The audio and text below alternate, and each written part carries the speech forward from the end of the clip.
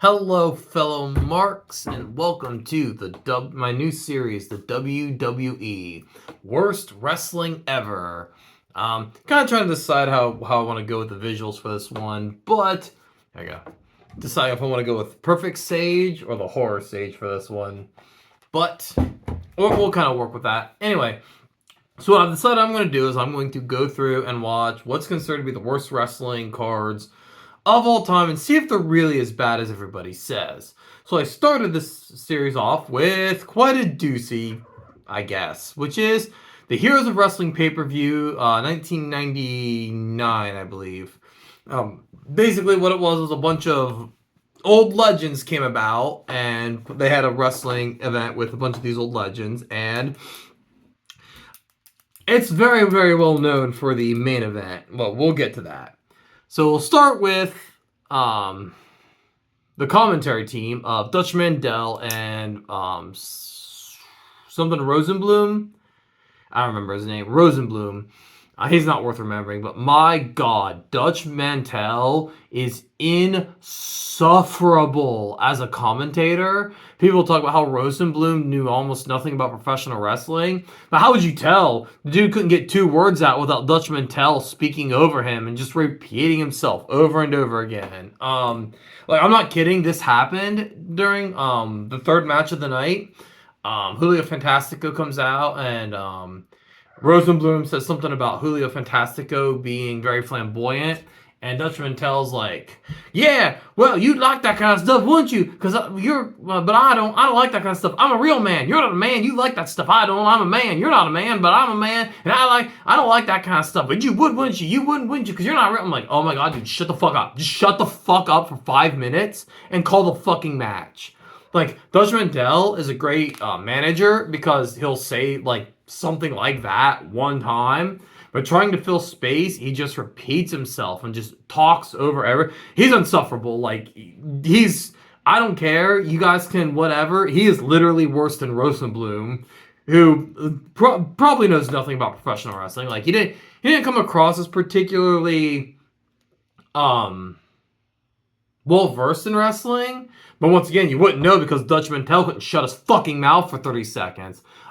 Fuck it. Like, no, seriously, fuck that announce team. Fuck Dutch Mandel as an announcer. I don't fucking care what kind of cred that makes me lose. He's insufferable as an announcer. But let's get on to the actual event. So the match opens with the Samoan SWAT team versus Marty Jannetty and Tommy Rogers. And honestly, outside of the end of this match, and the end of the match isn't even bad. It's just kind of out of nowhere. It doesn't feel like it built toward an ending. It just kind of like came out. With the Samoan SWAT team winning. But the thing is, like, the Samoan SWAT team's if you're coming into this event expecting to see that X Division, Super Indie, AEW style of spamming finishers, you're kind of in the wrong spot because that's not really how old school wrestling worked. Like, in old school wrestling, if you hit your finisher, the match was over. Like, that was it. That was the end game, you know. Big name matches, you might hit your finisher maybe 2-3 times, but generally speaking, you didn't see a lot of kickouts of finishers. So, like, finishing a match was just a finish for a match. It wasn't just guys spamming high spots for 20 minutes like a lot of AEW is now. And if you like that, it's fine. I'm not taking anything away from it. I mean, I am because I think it's garbage, but I think it's garbage. It's completely a personal taste thing. Anyway, so, yeah, Marty Jannetty is actually a hell of a tag team wrestler. He's just really, really good at being a tag team wrestler. And it's kind of a controversial thing to say, but Shawn Michaels wouldn't have had his popular appeal had he not been part of the Rockers. Shawn Michaels is a better wrestler and way, way more charismatic than Marty Jannetty. But without Marty Jannetty's kind of fundamental tag team skills, the Rockers wouldn't have been noticed. And Shawn Michaels wouldn't have been able to betray his long-term tag team partner, Marty Jannetty, to get that huge push. And Shawn Michaels absolutely can't tag team wrestle very well. I mean, you can look at his tag team with Diesel, look at him and Triple H as a tag. They just kind of sucked. Like, I know DX is iconic, but as a tag team, they really weren't that good. But yeah, so Anyway, yeah, Simone SWAT team wins with an TKO. Um, which once again, Dutch Mandel will like Dutch Mantel. He's like, oh yeah, because I think it was Alpha picked him up. Man, I can't remember which one actually scored the pinfall, but picked him. He's like, yeah, you're up there like that. You're either gonna go down like a smoke. He's either gonna put you down, or he's gonna end it like that. He's gonna end it like that. He's gonna put you down or end it. I'm like, oh my god, dude. Yes, you picked up a guy on his shoulder. He's probably gonna hit either a Samoan drop or I guess his finisher, which is the TKO. Like, yeah, that's how it works. When guy gets you up on his shoulders, he's gonna try to hit you with a wrestling move. You dumb fuck. The next match is George Steele versus Greg Valentine. This match was just weirdly booked. Sensational Sherry was with George Steele, and and I like Greg Valentine. Like, you want some old school like wrestling, go watch some Greg Valentine matches. But here, he's just slow. He's kind of meandering. Doesn't really have a lot of energy or oomph. He pulls George Steele's shirt kind of up over his head, kind of like, and like there's a huge section of the match like that where it's like kind of boring because George is just kind of flopping around with the shirt up, and Greg's kind of like hit him, and the ref pushes him away. And then the match ends with Sensational Sherry just kind of tapping George Steele in the back with a chair. And then Greg Valentine kind of stumbles around for a couple seconds and pins him. I should have at least I know it's not his finisher, but he is kind of known for that big man elbow drop. Should have at least hit that after, because the chair shot just didn't feel like it hit hard enough to knock Steele out. Yeah, I don't know. It was just a weirdly booked match. Like, I think both guys just really didn't have a minute to wrestle a match, so they very, very much relied on this very kind of silly overbooking. Yeah. The next match is Too Cold Scorpio versus Julio Fantastico. This is a nice, fast-paced match. Too Cold Scorpio is really good at doing that kind of fast-paced stuff. And Julio Fantastico, like, I think he put on a decent show, honestly. There was a couple of, like, missed times, but, like, you see that shit all the time when you're watching these kind of, like, guys who do, like, that high-impact, high-risk kind of wrestling. I liked it, other than the finish, where Too Cold Scorpio hit the tumbleweed and just fucking missed the fuck out of Julio Fantastico. Outside that, not a bad match. Yeah. The next match was the Bushwhackers versus the Iron Sheik and Volkov. And these two teams have zero chemistry. Like, the Sheik and Volkov are they're a good tag team, but like, they very much do the thing where they play their villain role to the crowd. They'll do the thing where they, like, sing the Russian national anthem, America, Tui, which that one blonde chick on who got TikTok famous for a minute completely stole the Iron Sheik's Hak Tui gimmick. So, you owe him some royalties, babe. They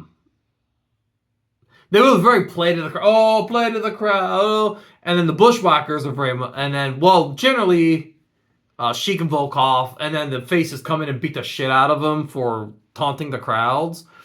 And the Bushwhackers wrestle very much the same way, where they get the crowd worked up, get them excited for them, and then the heels try to punish them for it. And so this match was like 89% them just kind of working the crowd, which is fine for a bit, but after a while, you kind of want to see the wrestlers wrestle. And then it ends with Volkov with like a foreign object of some kind going to hit Bushwhacker or whichever. Like, I literally can't tell the Bushwhackers apart. Goes to hit the sorry, my hat fell. Goes to hit the Bushwhacker, and he ducks, and he hits his partner, and then pins, and it is a bad match. This is a really bad match. Just the two teams have absolutely no energy together. Then it's Tully Blanchard versus Stan Lane. This is probably my favorite match of the night. Tully Blanchard is the man. I love Tully Blanchard. It's just an enjoyable kind of old school style match. Like, there's really no notes here.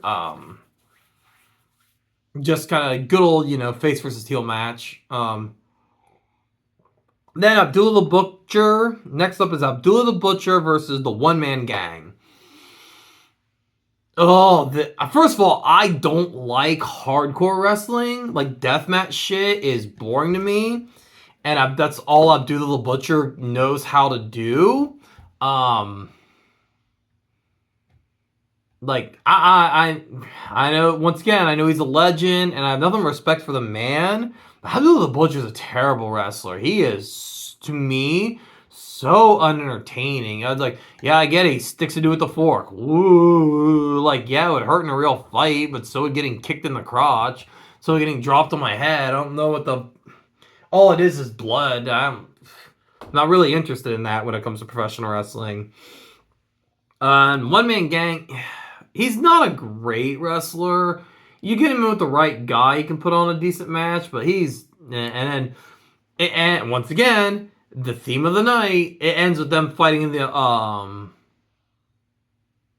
the fans to a no contest. It's just a boring match, honestly, as somebody who doesn't really like hardcore wrestling and who thinks Abdullah the Butcher is just not good. Like, I don't want to say he's trash, because, like, I know he has a lot of issues. I know he had some, he's had a lot of legal issues due to not really reading contracts he signs. So I don't want to be too harsh on the poor guy, but my God, he's a terrible wrestler. Okay, I've literally watched this match twice. I don't know what it is, and as somebody who is a Bob Orton Jr. fan, this match is like a fucking anti-meme to me. Like, for whatever reason, this match just vanishes from my head as soon as it's over. Literally, the only thing I remember is Dutch Mantell and Rosenbloom calling Jimmy Snuka's finisher the Superfly Leap. And I always thought it was a Superfly Splash. Maybe I'm the one who's wrong, but I always thought it was the Superfly Splash. But for the life of me, I cannot remember a single thing about this match. And it's so weird because, like I said, I am a Bob Orton fan, a Bob Orton Jr. fan. I like Cowboy Bob Orton. So I don't know. I don't know what it is about this match. That's just that boring. But now we're really here, what we all came to talk about. Jake Roberts versus Jim Neidhart. I feel so bad for Jim Neidhart. Like, the look on his face, the look of frustration and irritation on his face during this match is like, I'm like, oh, I feel that. I feel that deep in my heart. Like, wow. So first of all, Jake Roberts is drunk, high, fucked up beyond functionality. He comes out and he's he does this awful promo where he's like, you don't want to mess with me because I'll cheat. You will play 21, I got 22. Hey, dipshit. If we're playing Blackjack 21 and you got 22, you didn't cheat, you just fucking lost, you fucking idiot.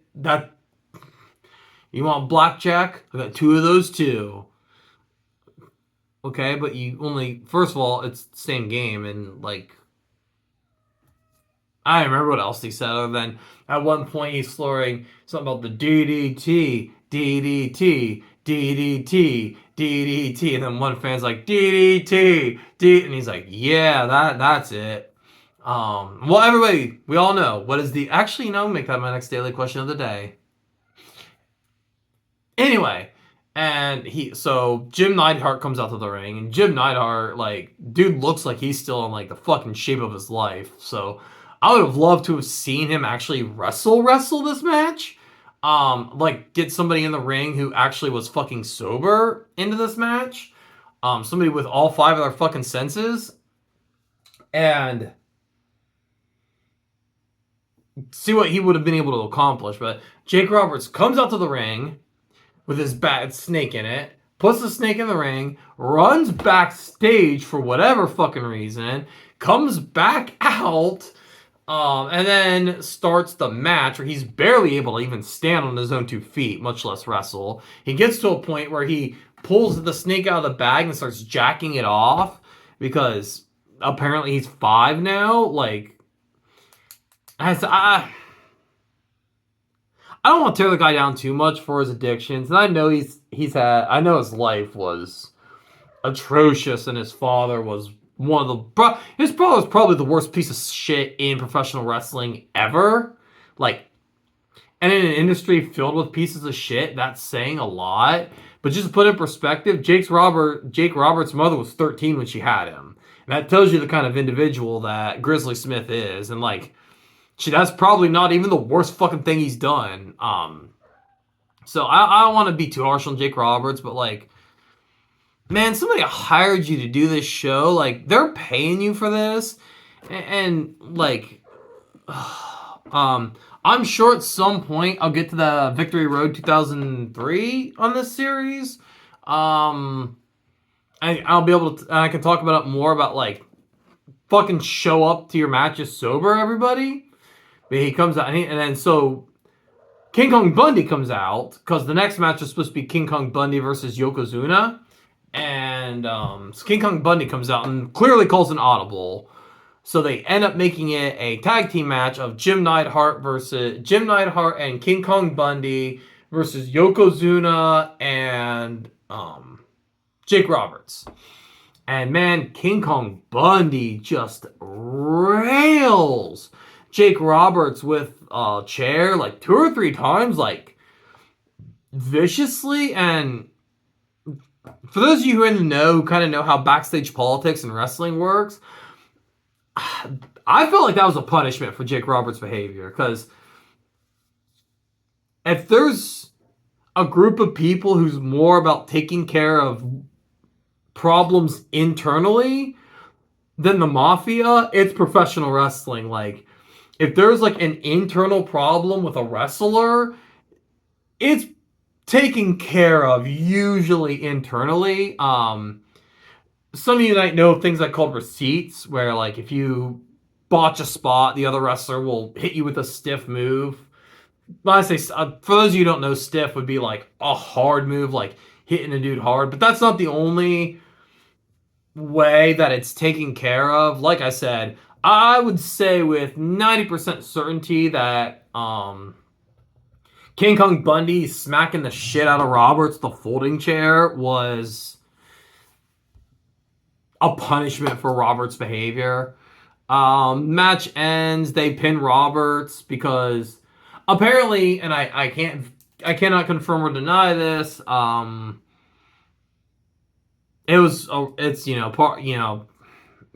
nothing in professional wrestling can be properly confirmed or denied.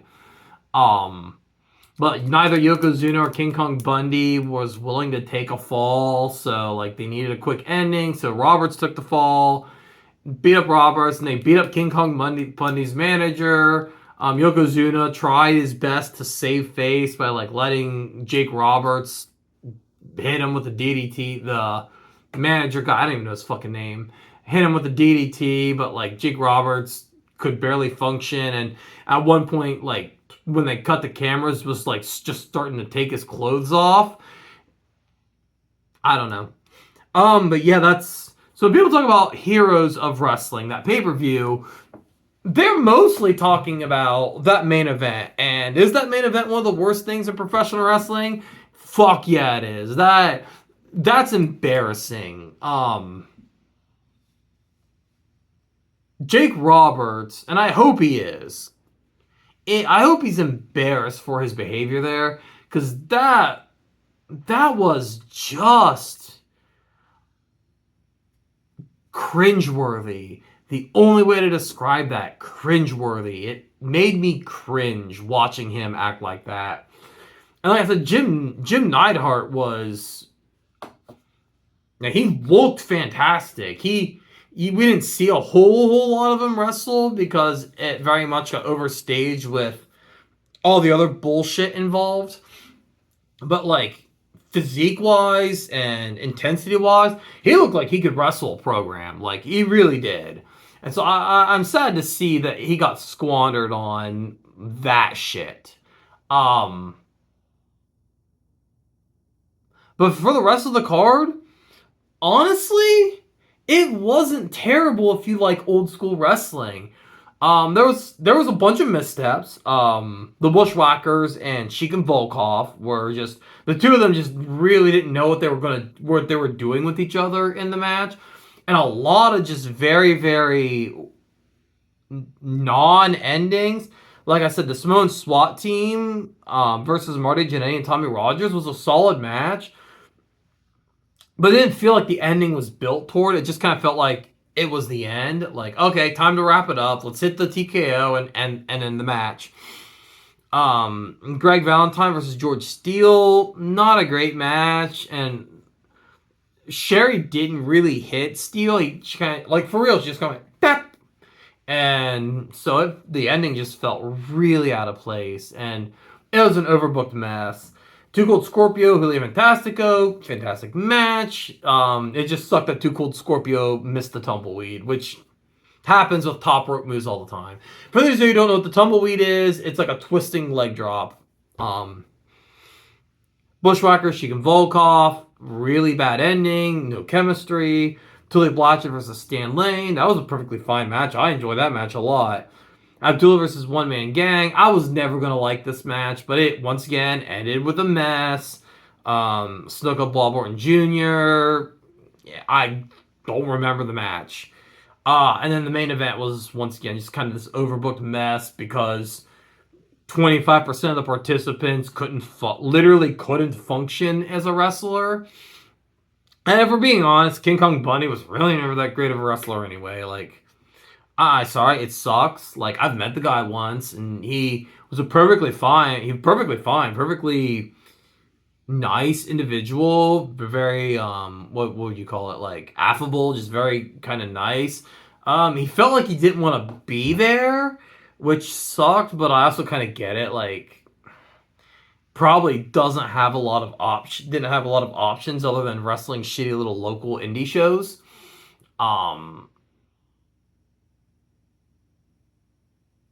But yeah, anyway, sorry, yeah. And like I said, you know, Yokozuna, he was an alright wrestler, but as his career went on, his ability to wrestle, so like, Jim Neidhart was the only one in the ring that match who looked like he was ready. But is it the worst wrestling ever? I'm gonna say no. It wasn't great, and had I paid like $40 for it, or however much it was on pay-per-view, I'd probably be a lot more mad. I watched it for free on YouTube. Somebody uploaded it. So it wasn't as bad, but like, I know I've seen worse professional wrestling cards than this one. But anyway, there you go. There's my review. If you have any wrestling events, bad wrestling events you would like me to review, go ahead and leave them in the comments. Next time, I'm almost certain I'm going to get Fox from this channel, and we are going to review the January, I think, 4th, 1999 Monday Nitro, which those of you who are in the know, like I said, the date might be a little off. I think it was January 9th. But those of you who are in the know would recognize that as the finger poke of doom. So I will see you next time.